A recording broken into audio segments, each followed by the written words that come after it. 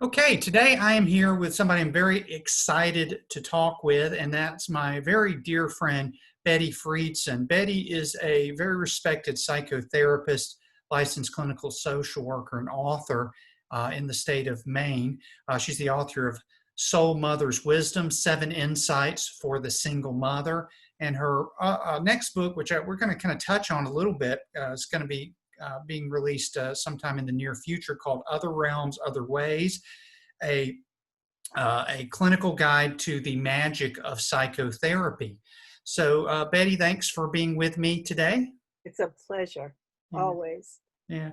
Well, I thought today we could talk about an area that I consider you kind of an expert in, and that's the realm of clinical intuition. We have briefly talked about in some of my trainings and courses and books about the need for clinicians to feel comfortable, sometimes, jumping out a little bit and improvising and trusting themselves. And for a lot of people, they have trouble doing that, even seasoned therapists. So if you don't mind, can you just tell me kind of, what's clinical intuition to you? How have you learned to kind of cultivate it, and certain things where you've been able to learn how to differentiate, listening to your head instead of listening to your gut, which is gut's what you're supposed to listen to. So Well, that's what we have been taught. And because we know that the mind body is the body mind, listening to the whole body is how I would frame this, including the somatic self and including that disembodied self that we sometimes refer to as the soul, or that someone like Irving Polster would think of as the essential self or the essence of self. So it's a wonderful question. There are a few trajectories that I'd like to follow. First, to say that intuition, the way I understand it, and from what I've read and talking to you and other people, is a combination of what we know, what we don't know, and what we don't know that we know. mhm. And what has helped me differentiate clinical intuition from intuition is the context. And part of what I'm talking about in the new book, Other Realms, Other Ways, is what we're calling it for its catchy title. The subtitle is the other title, is that the context is clinically in the session.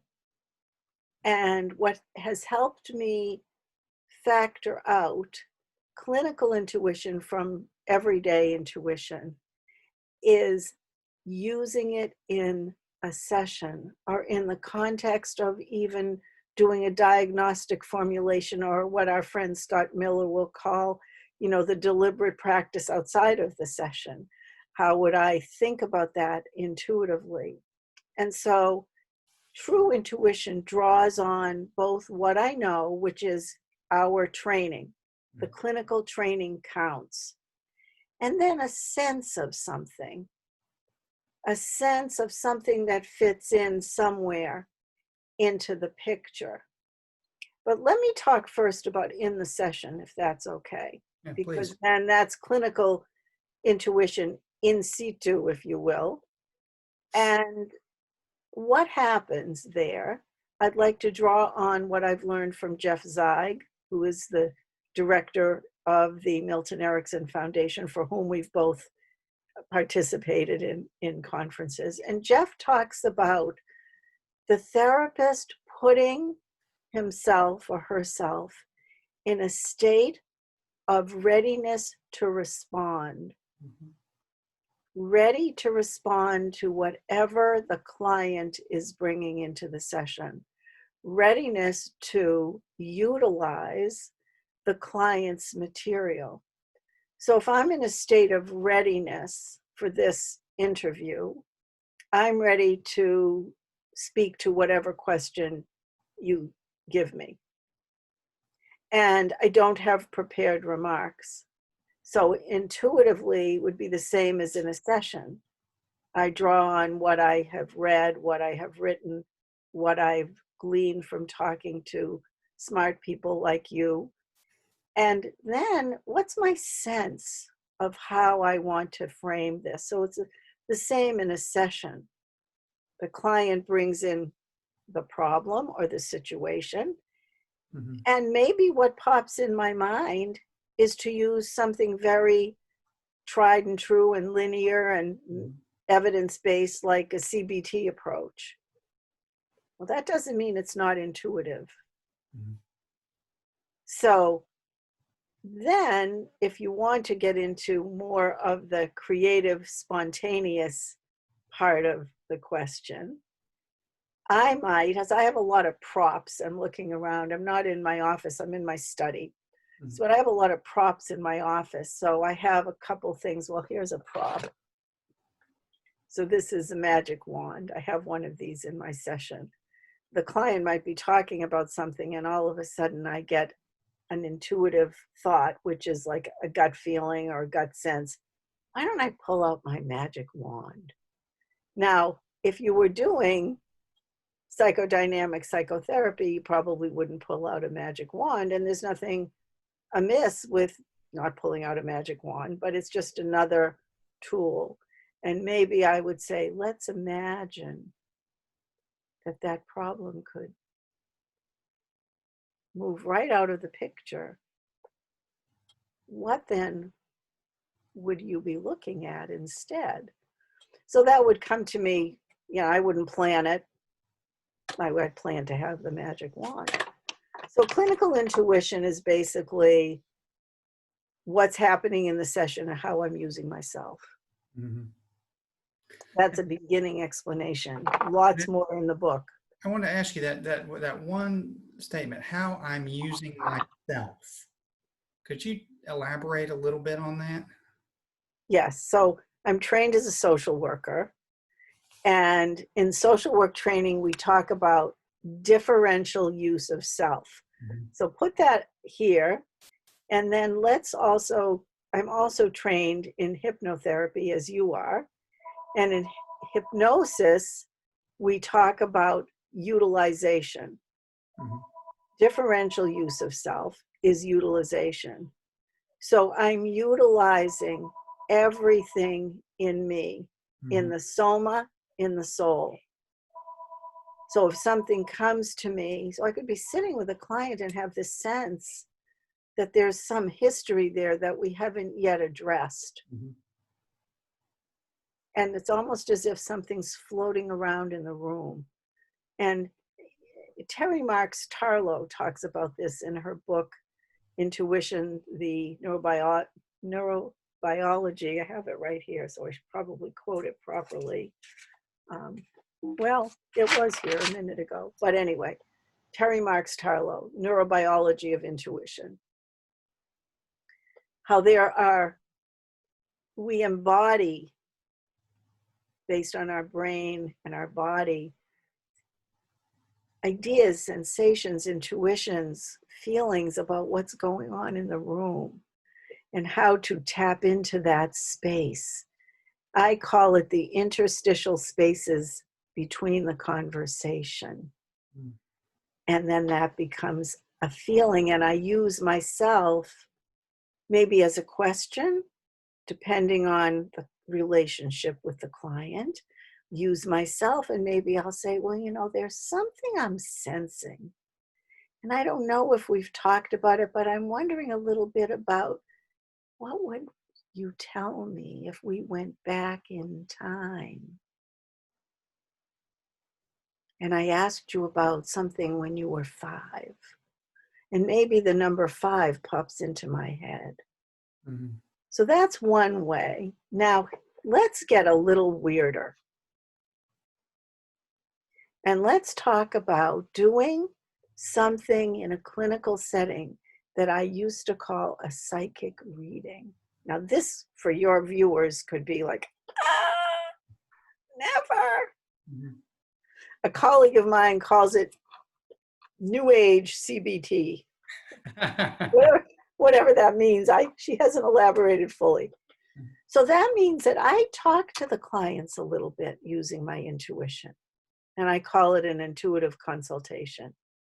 I might say, Paul, I have a sense that somewhere waiting in your future is another book. I happen to know that's true.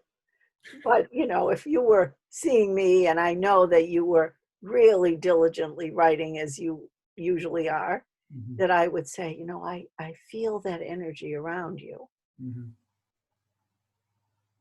And I don't ever pretend to be a fortune teller or a prophet. Right. It's more a sense of picking up, there's so many ways to say it, Paul, energy, a vibration, like we talked about in the 60s. I feel the vibes of another book around you. So I feel like that gives you a beginning answer to your question of how to use the self. Yeah, and as you were talking about that, I was just kind of thinking times where the strange stuff has popped into my mind, and I just say it. And there are times where it falls flat or it doesn't resonate, and that's part of the improvisational Yeah. nature of therapy. But I have rarely ever, at least me personally, had an experience where when I've said something pops into my mind, and I get the feeling that I need to say it, that the person has been offended or taken aback in a negative way, or they go, well, why are you asking me all these words? I think sometimes we forget that for a lot of people, being in therapy, going to therapy is an odd thing to begin with. Yeah. So they don't know much about what we do, so that when we say, something just popped in my head about, the letter K. I don't know. Does that mean anything to you? And they'll go, oh, no. You go, "Oh, okay. Well, sometimes these things pop into my head and I just say them. And if they work, not. And I've just never really had anyone go, oh my God, what's wrong with you? And I think, and I guess this is a long-winded question coming up here, is that do you think people in our position as therapists, when they have that happen, they're concerned that they're going to lose rapport if they just allow things to emerge? That is one of the most interesting topics. I could go on, but I'm going to say it to you this way. One of the things we've learned from Scott Miller's research, Mm-hmm. and I know you have spoken at length with him, as have I, is that the relationship is the one variable that matters. Mm-hmm. What I have found when I use an improvisational something that comes from my vibe, my gut, my head, my intuitive gestalt is what I'm trying to frame it as, people feel elated that you've thought of them. Mm-hmm. I've never had anybody say, what's wrong with you? Ever, ever, ever, ever. That could happen, but it hasn't happened yet. In the other realms, other ways, I talk about my friend. This wasn't a client, this was a friend, and I interviewed her. Name in the book is Eliza. And the reason I'm bringing this up is because this is about the spontaneity. Eliza has had many tries going to a therapist. And she's gotten help and she's been good, but she's never been as excited about any kind of helper as she was about going to an energy healer. And what did the energy healer say? Out of whatever intuitive mechanism the healer had in her mind, she said to Eliza when Eliza walked in, something to the effect of, I can see you've been through a lot. Mm-hmm. This meant the world to Eliza, and in 2 seconds flat established rapport. How many therapists would say that just looking at the person? Usually is, a little more staid. How can I help you? What problem are you here to solve? Fill out these papers. Mm-hmm. And that established a rapport that kept Eliza transfixed through a session in which this person gave her specific suggestions of what to do. And I've written this up in detail in the book. And Eliza followed every suggestion and felt better. Mm-hmm. And that was one session. So, brief therapy in a way. Woman wasn't a therapist. So how do we use ourselves spontaneously? I think clients often feel affirmed. If I said to somebody, I think of the letter K, and they could say it doesn't mean anything to me. Often they say, but thank you for telling me, and I'll keep it in mind. Mm-hmm. Yeah. And then they might come up with something. The other piece that we aren't talking about a lot, and maybe a conversation for another time, is how to use ourselves spontaneously to help clients draw on their own intuitive knowing. Mm-hmm. That's something that's really important to me. Yeah. And that is the soul wisdom that I like to talk about in terms of, I'm going to use my inner wisdom, my inner knowing, and how can I help you, my client, to use yours to solve your problems. Yeah. When you get a feeling, a therapist gets a feeling, and whether it's an image, a sensation, something pops in their head, how are they able to really differentiate I'm overthinking from my gut, that this is truly my intuition? How have you kind of navigated that in your work? You've got the right questions. So I've had to navigate that in my work and in my life. Mm-hmm. And how I help people and myself to differentiate that is through self-awareness. Because what you're talking about is really important. If, for example, if somebody's going through an acute stress response, like somebody I spoke to recently, there are a lot of intrusive thoughts based on whatever the incident was that caused the extreme stress. And people then have trails of fear, of worry. And so it's important to help the person know what their general business worries are. So if this falls into a category of this is what I do and how I overthink, let's pop it into that category. Let's not assume anything about something precognitive. Now, this is where a lot of people that may get mixed up, that intuition means I can foretell the future. So what I would, and this is not true, precognition could be an intuitive something that comes up, but intuition is not, I can tell the future. So I would put it in the category of, okay, this is a fear or a worry or a maybe, and let's reframe it. And I wouldn't say it to them like this, but I would want to reframe it to see, well, how could we use that impulsive, intrusive something that you're thinking about too much? How could we employ that to help you feel better? Mm-hmm. Also, having worked with kids in a school system for 11 years, I often put these, I'll call it a symptom, but I don't even like the word, an expression of something that they're dealing with, like to think of it as having a function. Mm-hmm. And like, again, utilization, which we've learned studying Milton Erickson, I would find a way to utilize it toward a solution. I might, let's say somebody says, well, I remember years ago, I had this patient many years ago, and she had been driving on the highway, and a dump truck in front of her had a mishap, and a load of gravel and stones came onto her car. She wasn't badly hurt. She was really scared. So then she had a lot of worries about driving on the highway. So how I would use that might be to reframe it. And how could she imagine herself safe? Might she use her intuitive knowing that when she had an intrusive thought of this truck, that instead she could see angels coming off the back of the truck surrounding her. Now that's just coming to me now. I don't remember what I did with her.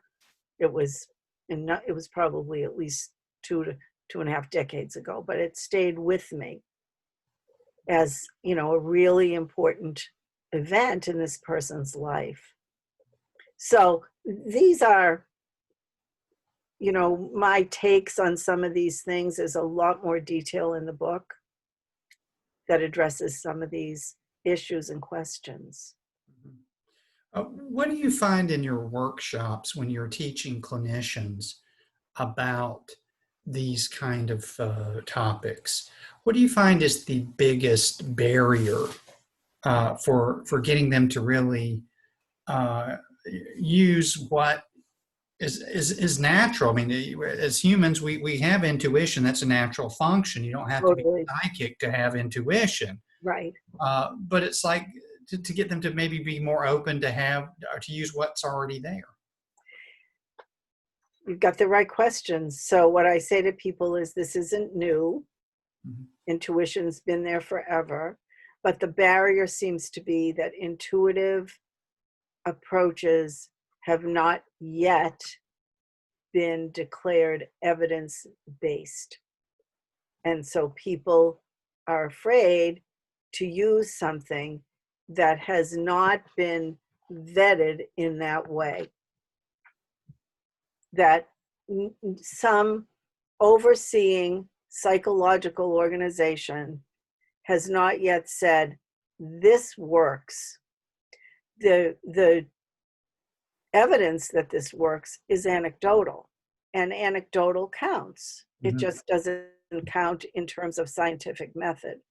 Right. And I know myself, and I think you know because of your work and, you know, creating a magical session and all the ways that you work creatively, this is powerful. People get better quickly. Mm-hmm. That we often don't even need to take histories that are too lengthy, that's very problem focused. So I could call intuitive approaches rapid cognitive restructuring, and that would be evidence-based, because the mind-body connection works. Mm-hmm.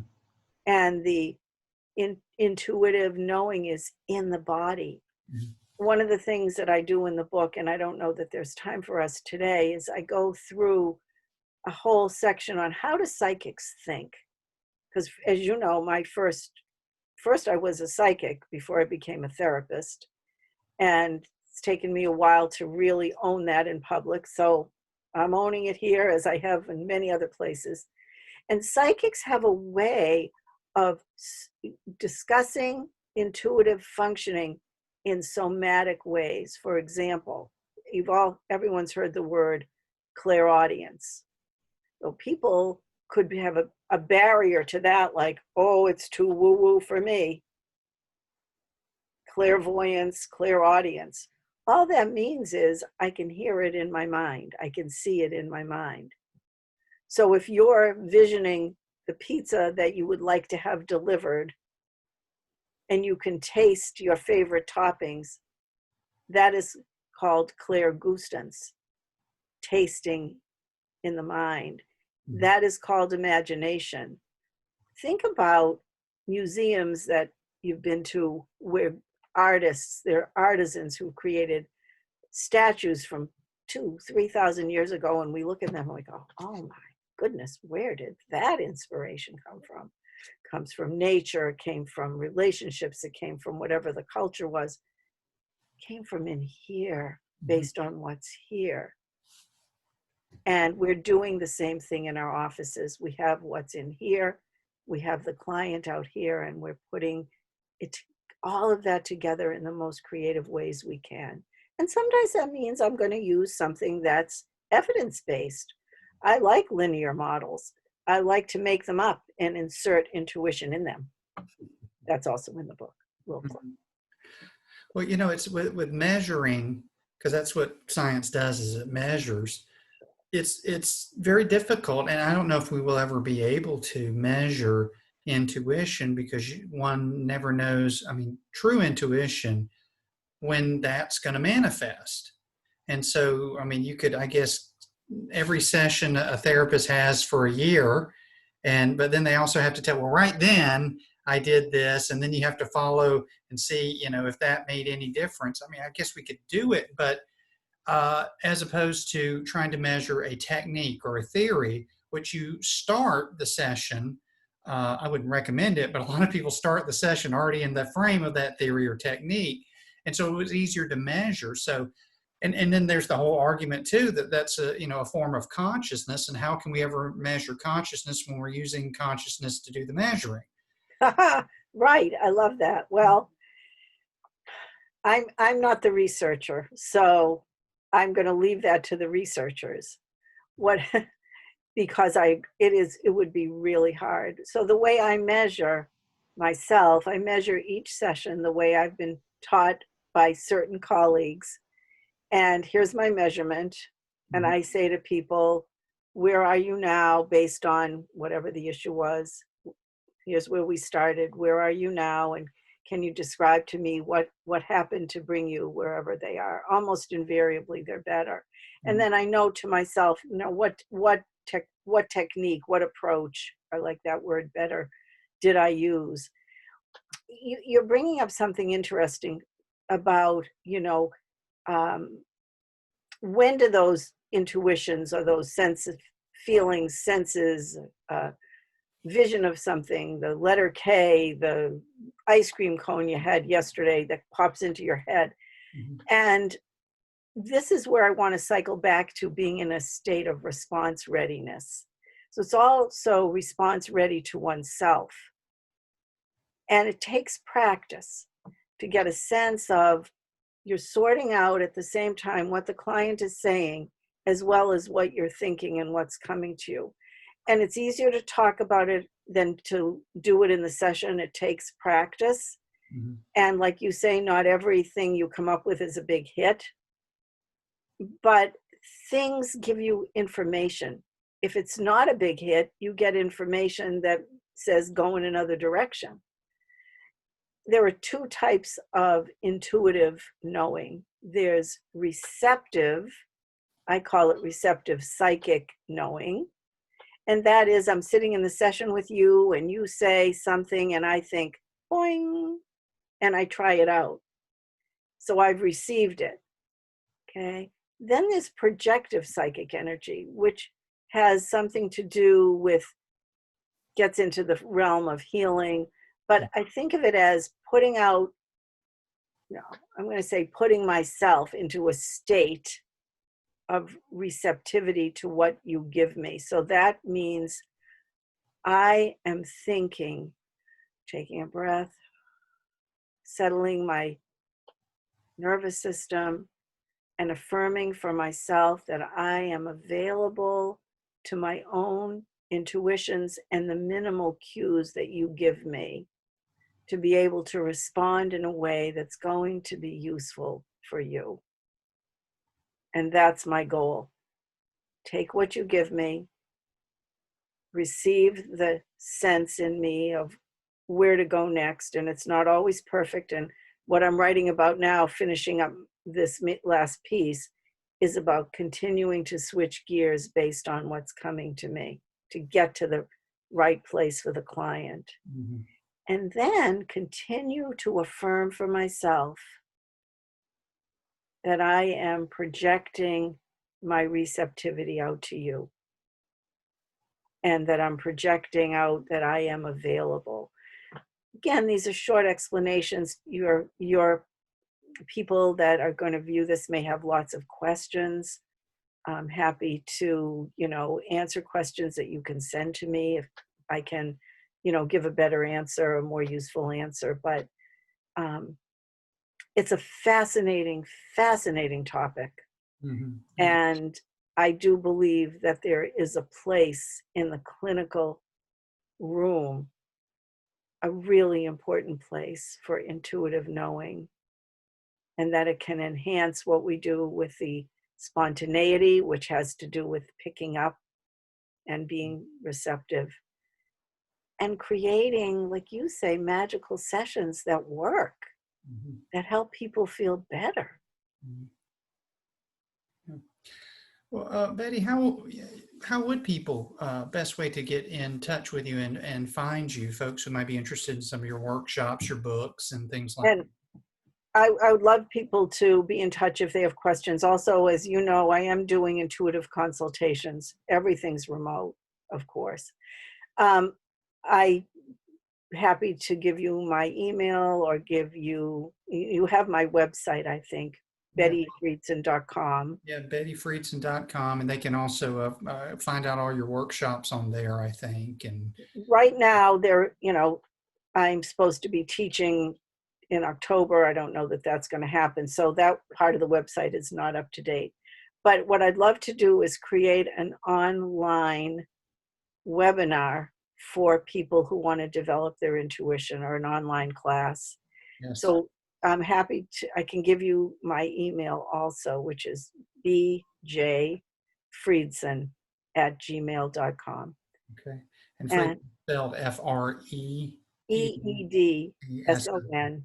Mhm. I always say I should change it to Freed daughter, but it's Freed son.